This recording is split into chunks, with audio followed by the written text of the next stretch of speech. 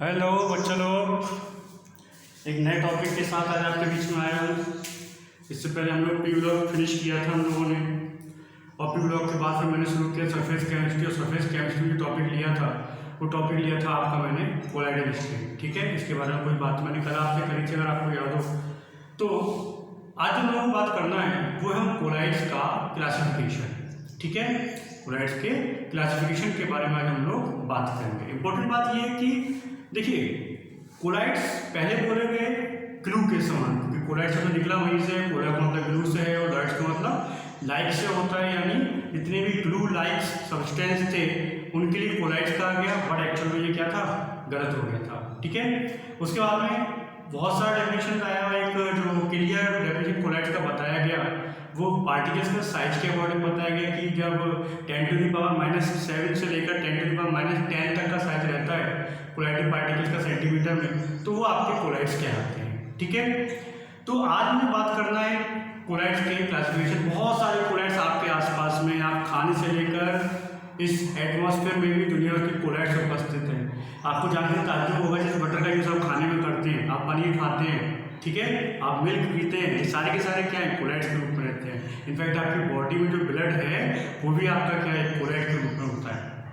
तो उस कोलाइड को पढ़ने से पहले जरूरी है कि आप ये समझें कि एक्चुअली कोलाइड बना कैसे। एक बड़ा हम लोग यूज करते हैं सोल्यूशन, विलियन। तो विलियन में दो चीजें होती है, अगर आपको पता हो, सॉल्यूट एंड सॉल्वेंट। ठीक है, सॉल्यूट जिसका अमाउंट कम होता था, सॉल्वेंट जिसका अमाउंट ज़्यादा होता था। ऐसे यहाँ पर भी दो वर्ड हैं, जिन दो वर्ड के मिलने से कोलाइडल सब्सटेंस बनाए गए हैं। ठीक है, विलियन शब्द का प्रयोग मत कीजिए तो अच्छा होगा कोलाइड्स के लिए। ओके, ये कोलाइड्स निकाय होते हैं, ठीक, और दो वर्ड्स के मिलने से, दो अवस्थाओं के मिलने से कोलाइड का निर्माण हुआ था। इसमें एक को कहा गया था परिक्षिप्त प्रावस्था और एक को कहा गया परिक्षेपण माध्यम। तो इंपॉर्टेंट वर्ड है, पहले मैं आपको लिख के दिखा दूँ, आप देख लीजिए, इसको ढंग से लिखना सीख लीजिए। परिक्षिप्त प्रावस्था, ओके, परिक्षिप्त प्रावस्था क्या कहते हैं इसको, डिस्पर्सन फेज। ठीक है, डिस्पर्सन फेज। और एक होता है परिक्षेपण माध्यम। ठीक है, ये होता है गलत हो रहा है, डिस्पर्सिव होता है, डिस्पर्सिव फेज, और दूसरा होता है परिक्षेपण माध्यम, डिस्पर्सन मीडियम। ठीक है, दूसरा क्या होता है, दूसरा होता है परिक्षेपण माध्यम, डिस्पर्सन मीडियम। ओके, दो वर्डों से मिलकर बना है। अब आपको याद करने का आसान सा तरीका बताता हूँ, याद रखना। वो तरीका क्या है, वो तरीका ये है, जैसे आप सॉल्यूशन में देखते हैं जिसका अमाउंट कम होता है वो क्या है, सॉल्यूट है। ऐसे यहाँ पर भी आप इस चीज को याद रखें, जिसका अमाउंट कम होगा वो परिक्षिप्त प्रावस्था कहलाती है। ठीक, जिसका अमाउंट ज्यादा होता है वो परिक्षेपण माध्यम कहलाता है। ठीक है, जिसकी मात्रा कम परिक्षिप्त प्रावस्था कहलाएगी, जिसकी मात्रा ज्यादा परिक्षेपण माध्यम कहलाता है। जब दोनों मिल जाते हैं तब एक कोलाइडल निकाय का निर्माण होता है। ठीक है बात। और यहाँ पे बहुत शानदार लाइन बोलते हैं हम लोग की, जब परिक्षिप्त प्रावस्था के पार्टिकल्स परिक्षेपण माध्यम में डिस्पर्स यानी परिक्षिप्त हो जाते हैं। हम वहाँ पे बोलते थे विलय ग्राहक में मिल जाता है, यहाँ बोलते हैं परिक्षिप्त प्रावस्था के कण परिक्षेपण माध्यम में परिक्षिप्त हो जाते हैं। ठीक है बात। अब हम लोगों को क्या करना, बहुत सारे कोलाइड्स का डिवाइडेशन करना, तो विभिन्न प्रकार से डिवाइडेशन किया गया। मैं पहला डिवाइडेशन जो बता रहा हूँ वो बता रहा हूँ आपको फिजिकल स्टेट के आधार पर। ठीक है, on the basis of physical state. ठीक, आप तीन प्रकार की फिजिकल स्टेट का बात करते हो, अगर आपको याद हो, ठोस, द्रव और गैस। मुख्य रूप से ठोस, द्रव और गैस। ठीक है, तो हम लोग क्या करेंगे, कभी ठोस को द्रव में, द्रव को गैस में, गैस को द्रव में, इस तरीके से हम लोग मिलाएंगे और different types of colloidal solution का निर्माण करेंगे। ठीक है, कैसे करेंगे आप इसी को थोड़ा सा ध्यान देंगे। देखिए, मैं सबसे पहले ले रहा हूँ यहाँ पे डिस्पर्सिव फेज। डीपी का मतलब हो गया यहाँ पे, डीपी का मतलब वो नहीं है जो आप समझ रहे हैं, डिस्पर्सिव फेज। और ये हो गया आपका डिस्पर्सिव मीडियम। ठीक है, फेज मीडियम। और यहाँ पे मैं लिख दे रहा हूँ नेम।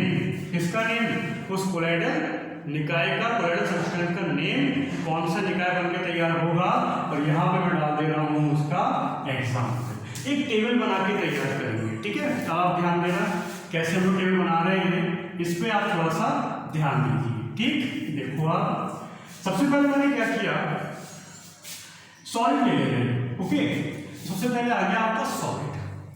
यानी हम परिक्षिप्त प्रावस्था के रूप में, डिस्पर्सिव फेज के रूप में क्या ले रहे हैं हम लोग, सॉलिड ले रहे हैं, और मीडियम के रूप में, परिक्षेपण माध्यम के रूप में क्या ले रहे हैं हम लोग, सॉलिड ले रहे हैं। यानी दोनों ही क्या है यहाँ पर, सॉलिड। ओके, दोनों सॉलिड्स को आप लोगों ने आपने मिलाया है, परिक्षिप्त प्रावस्था भी सॉलिड है आपका, और परिक्षेपण माध्यम भी कैसा है आपका, सॉलिड है।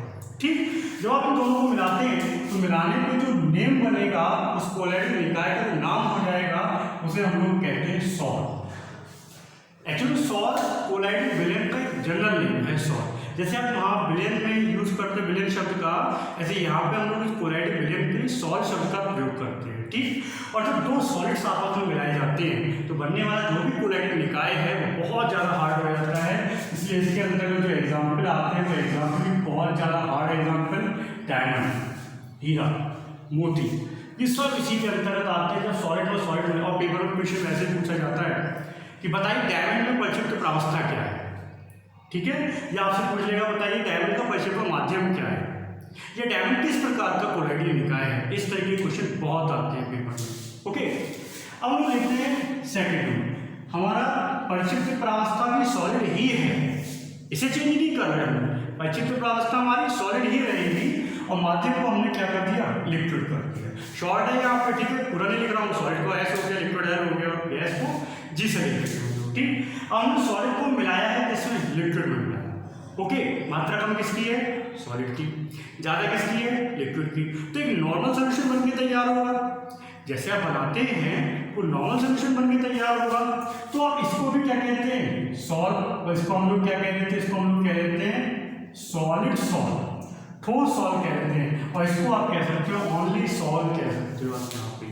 ठीक है, ये विलेन है आपका, नॉर्मल विलेन है। और लैब में जितने भी प्रकार के सॉल्व हम लोग मुख्य रूप से बनाते हैं वो सारे के सारे इसी में आते हैं, क्योंकि एक जनरल तरीका है। सीधा सा बात है, अगर पानी में शुगर को आप डिजॉल्व करना शुरू कर दोगे तब भी इसी प्रकार का बनेगा, क्योंकि शुगर का वैल्यू कम होता है और पानी का वैल्यू ज़्यादा होता है। एग्जाम्पल में भी आपके कोर्स में भी है, ferric hydroxide solve, gold solve, arsenic sulphide solve आदि, ये सब आपके इसके अंतर्गत आते हैं। ठीक है, अब तीसरा टाइप, सॉलिड को मिलाया हम लोगों ने गैस में। अमाउंट कम किसका है, सॉलिड का, अमाउंट ज्यादा किसका है, गैस का। बहुत सिंपल सा एग्जांपल, बड़ा मजेदार एग्जांपल। कल परसों भी आंधी आया था, तो आंधी इसके अंतर्गत आती है। क्यों आ जाएगी आंधी, अब इमेजिन करो वायु ज्यादा मात्रा में होनी चाहिए, तो कहाँ पे होगी, एटमॉस्फेयर में। सबसे ज्यादा वायु कहाँ है, एटमॉस्फेयर में। अब आपने क्या किया, थोड़ा सा डस्ट लीजिए, मिट्टी इकट्ठी कीजिए और उसको एयर में छोड़ दीजिए, तो वहां पर जो आपका निकाय बनकर तैयार हो रहा है वो क्या, कोलैटिव निकाय बनकर तैयार हो रहा है। तो वहां पर क्या गैस का मात्रा ज्यादा है, सॉलिड का मात्रा कम है। ध्यान दीजिए, जो निकाय है उसको हम लोग सॉल्व का है। ठीक, अब सॉल्व बना कैसे, इसमें हमने जोड़ दिया है क्या, एयर, क्योंकि एयर उपस्थित है यहाँ पे, पूरा वर्ड हम यूज करते हैं क्या, एरोसॉल, और सॉलिड बनाया है इसलिए इसको हम लोग कहते हैं सॉलिड एरोसॉल। ठीक है, सॉलिड एरोसॉल इसको हम लोग कहते हैं। और इसके अंदर जितना भी आपकी धूल मिट्टी है, आंधी है, डस्ट वगैरह जो भी हो रहा है, आंधी चल रही है, या इसको हम लोग कहते हैं धुआं, जिसको कहते हैं हम लोग, धुएं में कार्बन के पार्टिकल्स होते हैं, वो सॉलिड है। तो सारे के सारे किसमें चले जाते हैं, ये सब इस प्रकार के एग्जाम्पल में चले जाते हैं। अब आपसे कोई कहे बताइए भाई धूल किस प्रकार का कोलैटिव है, वो ठोस एरोसॉल है। एरोसॉल वर्ड जो है वो वर्ड क्या है, एरोसॉल। ठीक है, याद रखना, इस तरीके से लिखा जाता है एरोसॉल। अब आपसे कोई अगर लेकर बताइए एरोसॉल का डेफिनेशन क्या है, तो आप क्या बोलोगे कि जब सॉलिड परिक्षिप्त प्रावस्था के कण गैसीय माध्यम में परिक्षिप्त कर दिए जाते हैं। याद रखना, हर जगह डेफिनेशन ऐसी आएगी, जब ठोस परिक्षिप्त प्रावस्था के कण परिक्षेपण माध्यम में परिक्षिप्त कर दिए जाते हैं तो बनके तैयार होते हैं क्या, ठोस एरोसॉल। ठीक है, अब देखिए परिक्षिप्त प्रावस्था तीनों जगह सेम चल रहा था, चेंज कर दिया सॉलिड लिक्विड गैस। अब हम लोग क्या करते हैं, परिक्षिप्त प्रावस्था करते हैं लिक्विड। ठीक, लिक्विड, और माध्यम ले लिया सॉलिड। यानी कंडीशन क्या है कि लिक्विड की मात्रा अपना कम है, सॉलिड की मात्रा ज्यादा हो।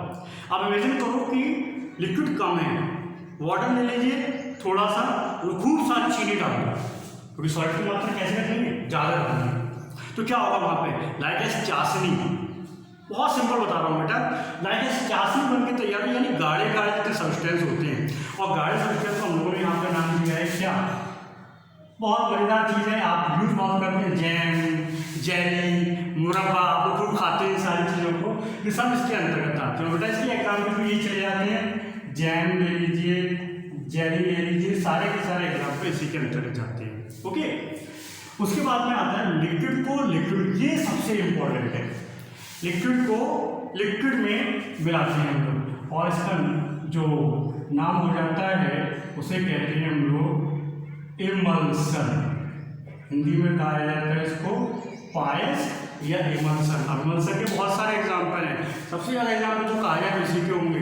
घरों में पेंट होता है उसको इमल्सन कहते हैं, कभी डिब्बे डिब्बे पे लिखा हुआ आता है इमल्सन। दूसरे आप जो दूध पीते हैं वो भी इमल्सन के अंतर्गत चला जाता है, ठीक है। आप जो पनीर गलत हो जाएगा, मक्खन जिसको आप कहेंगे, हालांकि मक्खन अपवाद में होता है, लेकिन मक्खन भी आपका इमल्सन के अंतर्गत जा सकता है, ठीक है। और छोड़िए, आप जो कोल्ड क्रीम यूज़ करते हैं वो भी इसी के अंतर्गत जाता है, fair and lovely, fair and पता नहीं कौन कौन से लगाते होंगे आप लोग, तो सारी की सारी इसी के अंतर्गत जाती है, ठीक है। ये सारे के सारे एग्जाम्पल जो है वो इसके अंतर्गत चले जाते हैं, ठीक। अब आया लिक्विड को मिला दो, सॉलिड मिला दी, लिक्विड मिला दी, आप किसमें मिलाएंगे, गैस में।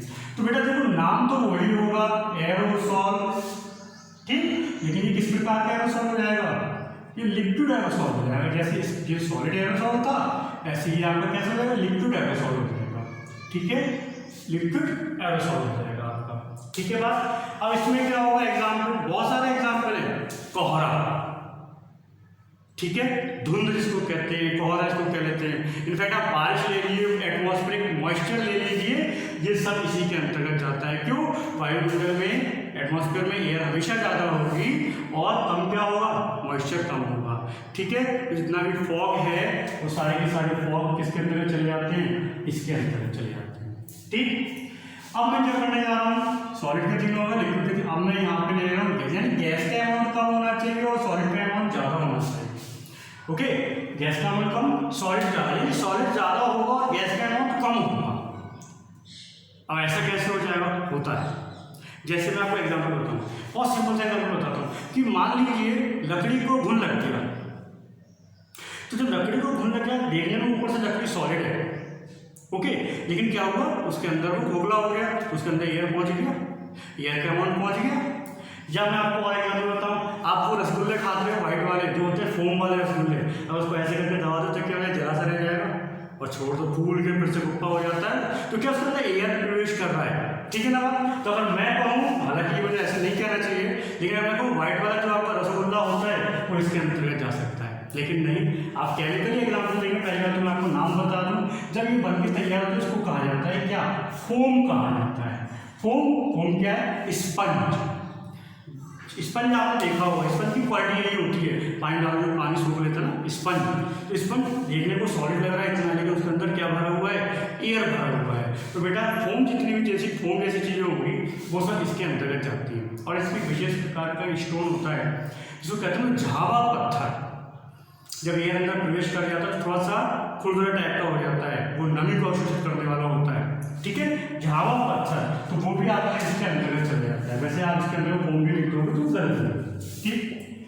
अब गैस को मिला रहे लिक्विड में, यानी लिक्विड का अमाउंट कम, गैस का अमाउंट कैसा है, ज़्यादा। तो आप क्या करो, एक गिलास पानी लीजिए और एक स्ट्रॉ से उस पानी में फूंक मारो, तो जैसे कि एयर पहुँचेगा तो क्या उसमें बबल उठेंगे, ठीक है, बबल उठते हैं उसमें। वो बबल क्या है, वो बबल एक्चुअली इसी प्रकार का कोलाइड है। झाग जितने भी प्रकार, चाहे शेविंग क्रीम का झाग हो, चाहे साबुन का झाग हो, कैसा भी झाग हो, झाग सारे इसके अंतर्गत आते हैं। और झाग को हम लोग कहते क्या है, झाग को हम लोग कहते हैं फेन, ठीक है, फेन आपने पढ़ा हो, फेन पिलवन विधि, झाग वाली विधि। जितने प्रकार के झाग होते हैं, चाहे वो शेविंग क्रीम के हों, चाहे आपके बाथिंग सोप के, वो सारे के सारे इसी के अंतर्गत जाते हैं, ओके। तो ये जो है आपके वो है किसके अकॉर्डिंग, ये सारे आते हैं on the basis of physical state. ध्यान रखने वाली बात, आपके दिमाग में क्वेश्चन आएगा, मैंने नमा नहीं लिखा, गैस और गैस मैंने नहीं लिखा है, क्यों नहीं लिखा, उसकी बहुत बड़ी वजह है। वजह क्या है कि गैस और गैस से मिलकर बनने वाला जो निकाय होगा वो कभी कोलाइडल निकाय नहीं हो सकता। क्यों नहीं हो सकता, क्योंकि बेटा कोलाइड का एक बहुत जबरदस्त प्रॉपर्टी है, वो प्रॉपर्टी की कोलाइडिक मिक्सचर जितने भी होते हैं वो हेट्रोजीनस नेचर के होते हैं, यानी विषमांगी प्रकृति के होते हैं। और गैस का मिश्रण कभी भी विषमांगी नहीं हो सकता, इसलिए गैस और गैस के मिश्रण को कभी भी हम लोग कोलाइड के अंतर्गत नहीं रखते हैं। ठीक है बात। तो एक था ये on the basis of physical state. मैं दूसरा टाइप बताता हूँ आपको, on the basis of dispersion medium, परिक्षेपण माध्यम के आधार पर वर्गीकरण। जैसे देखो, आपने एक सॉल्ट शब्द का प्रयोग किया, अगर मैं यहीं से एरोसॉल शब्द उठाऊं, एरोसॉल, तो मतलब क्या है, ऐसे कोलाइडी निकाय जिसमें परिक्षेपण माध्यम, मैंने कहा ना परिक्षेपण माध्यम के आधार पर वर्गीकरण है, तो इसमें परिक्षेपण माध्यम एयर होगा, वो एरोसॉल कहलाएंगे। जिसमें परिक्षेपण माध्यम जल होगा, तो जल के लिए बोलेंगे हाइड्रोसॉल, सॉल सब में आएगा हाइड्रोसॉल। जिसमें परिक्षेपण माध्यम बेंजीन बन जाए, बेंजोसॉल, तो बेंजोसॉल हो सकता है, हाइड्रोसॉल हो सकता है, एरोसॉल हो सकता है। तो जिस प्रकार से आप परिक्षेपण माध्यम को चेंज करोगे, उसी के अकॉर्डिंग उनके नाम भी चेंज होते चले जाते हैं। ये है नंबर 2 डिवाइडेड। फर्स्ट कौन सा था, on the basis of physical state. Second कौन सा है, on the basis of dispersion medium. ठीक है, पहला था परिक्षेपण, पहला था भौतिक अवस्था के आधार पर वर्गीकरण, दूसरा वर्गीकरण है आपका किसके आधार पे, परिक्षेपण माध्यम। परिक्षेपण माध्यम चेंज करेंगे, वर्गीकरण चेंज होगा। ठीक है, तीसरा जो आता है आपका, वो आता है परिक्षेपित प्रावस्था और परिक्षेपण माध्यम के मध्य आकर्षण के आधार पर, on the basis of attraction between the dispersion phase and dispersion medium. ठीक है, तो तीसरा जो आएगा आपका, वो आएगा इन दोनों में लगने वाले अट्रैक्शन के आधार पर, लेकिन उसके बारे में आपसे फिर बात करूंगा। आप इसको नोट कीजिए और इसको कंप्लीट कीजिए। Okay, thank you.